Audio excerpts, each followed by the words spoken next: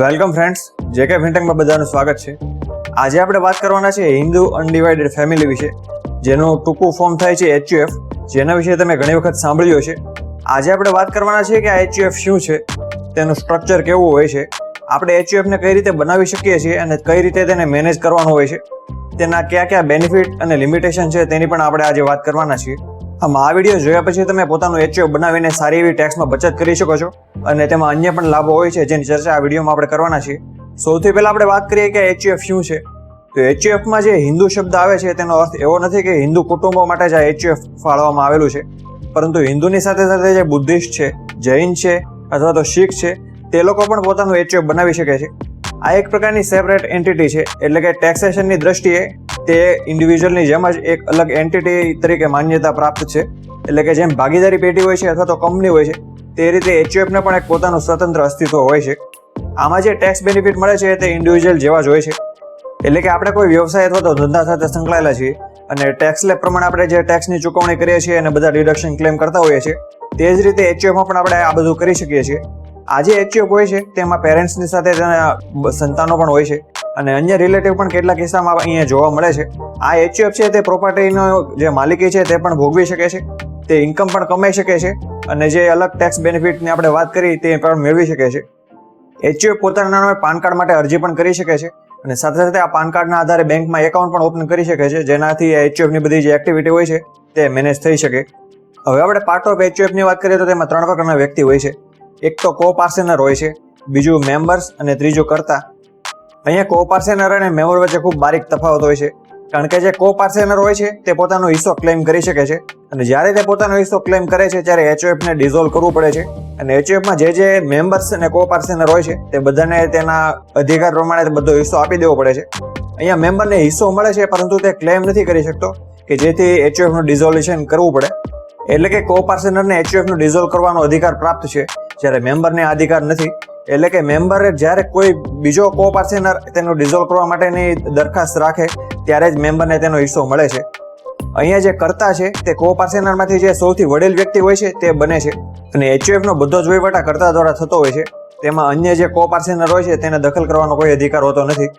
અહીંયા જ્યારે HUFનું ડિઝોલ્વ કરવામાં આવે છે ત્યારે તેની જે પણ એસેટ હોય છે અથવા તો લાયબિલિટી હોય છે તે બધાની વહેંચણી તેના કો પાર્સેનર અને જે HUF જેના નામે હોય છે તેની વાઇફ વચ્ચે વહેંચણી કરી દેવામાં આવે છે અને તે જે ક્રમમાં આવતો હોય છે તે પ્રમાણે તેનો હિસ્સો મળે છે, જેની આપણે આગળ વાત કરીશું.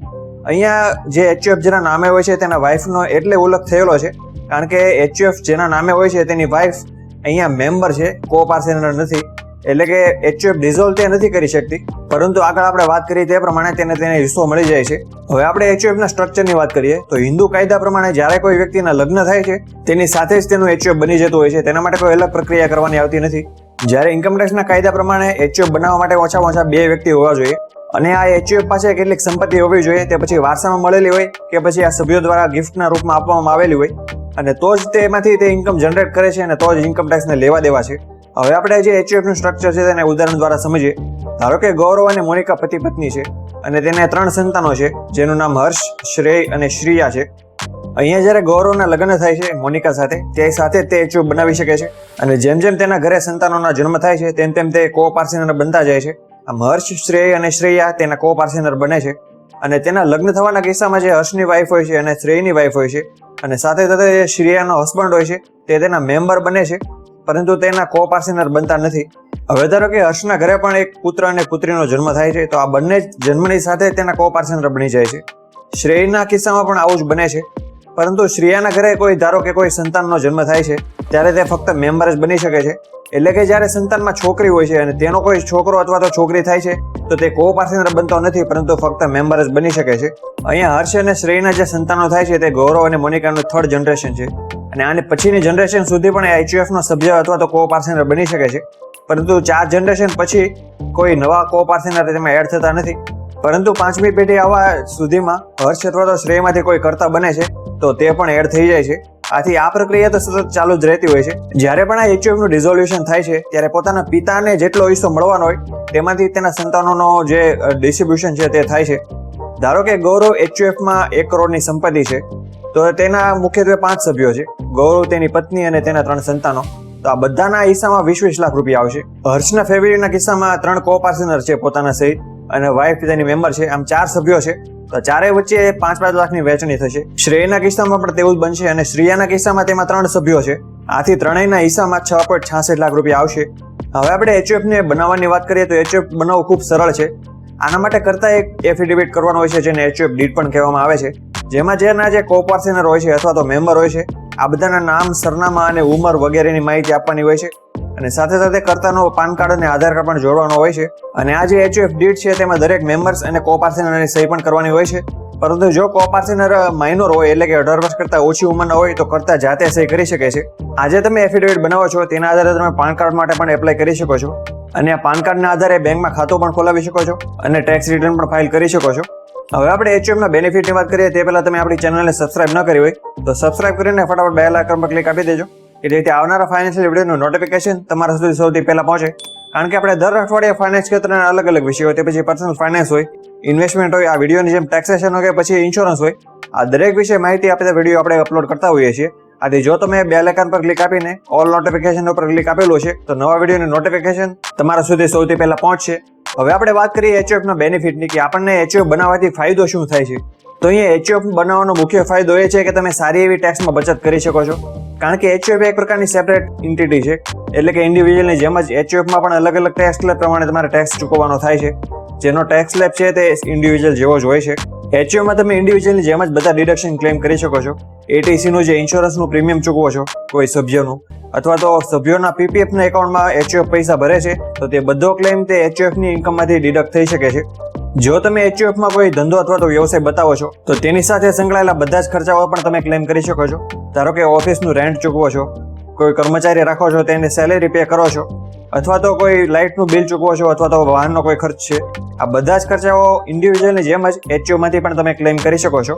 HUF માં મુખ્યત્વે 4 પ્રકારની ઇન્કમ બતાવી શકાય છે.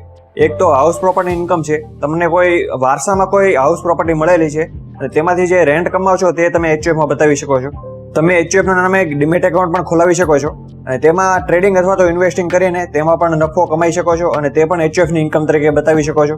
તમે બિઝનેસ અથવા પ્રોફેશન સાથે કોઈ સંકળાયેલા છો, તમે ધારો કે કરિયાણાની દુકાન ચલાવો છો અને ઇન્ડિવિજ્યુઅલમાં બતાવો છો, અને બીજી કોઈ શાખા કરો છો અને તેમાં આખો પરિવાર તમને મદદ કરે છે, તો આ તેની ઇન્કમ પણ તમે HUF માં બતાવી શકો છો. અને ધારો કે વારસામાં કોઈ ખેતીની જમીન મળેલી છે, તો આ ખેતીની જમીનમાંથી જે ઉપજ આવે છે અથવા તો ઇન્કમ થાય છે તે પણ તમે HUF ની ઇન્કમ તરીકે બતાવી શકો છો. સાથે સાથે જે અધર સોર્સની ઇન્કમ હોય છે, HUF ના નામે કોઈ ઇન્વેસ્ટમેન્ટ કરેલા છે અને આ ઇન્વેસ્ટમેન્ટનું વ્યાજ તમે કમાવો છો, સાથે સાથે તમે સ્ટોક માર્કેટમાં પણ ઇન્વેસ્ટમેન્ટ કરેલું છે, તો આમાંથી જે ડિવિડન્ડની ઇન્કમ થાય છે તે પણ HUF ની ઇન્કમ જ ગણાય છે. અહીંયા જે HUF છે તે પોતાના સભ્યો પાસેથી 50,000 સુધીની ટેક્સ ફ્રી ગિફ્ટ મેળવી શકે છે.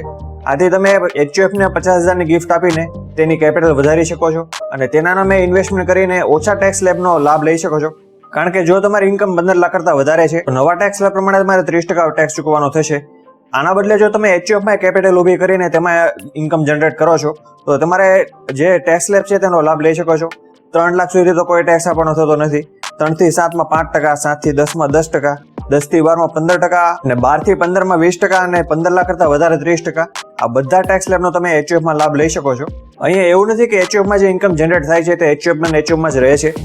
HUF માંથી જે ઇન્કમ થાય છે તેના કો-પાર્ટનર વચ્ચે વહેંચી પણ શકાય છે, પરંતુ તેની જે એસેટ હોય છે તેને વેચી નથી શકાતી. HUF ની એસેટ ત્યારે જ વેચાય છે જ્યારે તેનું ડિઝોલ્યુશન કરવામાં આવે. જ્યારે તેનું ડિઝોલ્યુશન થાય છે ત્યારે તેની એસેટ અને લાયબિલિટી તેના કો-પાર્ટનર અને મેમ્બર વચ્ચે વહેંચાય છે, પરંતુ ઇન્કમ તો દર વર્ષે તેની વેચી શકાય છે. હવે આપણે HUF ની લિમિટેશનની વાત કરીએ, જે એટલી બધી મહત્વની નથી, પરંતુ તો પણ જોઈ લઈએ. કારણ કે HUF ના નામે જ્યારે આપણે કોઈ પ્રોપર્ટી લઈએ છીએ ત્યારે તેને વેચાણ કરતી વખતે સામેવાળા વ્યક્તિને એટલો બધો વિશ્વાસ આવતો નથી. કારણ કે તે એવું માને છે કે HUF માંથી ભવિષ્યમાં કોઈ કો-પાર્ટનર છે તે વેચાણ બાબતે અસહમતિ દર્શાવશે તો કોર્ટના વગેરેના ચક્કર મારવા પડશે. આથી ઘણા લોકો HUF ના નામે જે પ્રોપર્ટી હોય છે તેને લેવા બાબતે ખચકાટ અનુભવે છે. બીજું, અહીંયા HUF ના નામે બેંક દ્વારા લોન મળતી નથી, કારણ કે અહીંયા ટ્રસ્ટ ફેક્ટર નડે છે HUF ને. આથી બેંક અથવા તો NBFC દ્વારા લોન એટલી સરળતાથી મળતી નથી. ત્યાર પછી છેલ્લી લિમિટેશનની વાત કરીએ તો HUF ને જે કરતા હોય છે તે HUF નો સર્વે સર્વા હોય છે. HUF ની જે સંપત્તિ હોય છે અથવા તો જે કામગીરી થતી હોય છે તે બધાનો તે પોતાની જાતે જ નિર્ણય લઈ શકે છે. બીજા જે કો-પાર્ટનર હોય છે તે તેમાં ઇન્ટરફેર નથી કરી શકતા. આથી HUF ની જે કામગીરી હોય છે તેના ઉપર કો-પાર્ટનરનો કોઈ કંટ્રોલ હોતો નથી.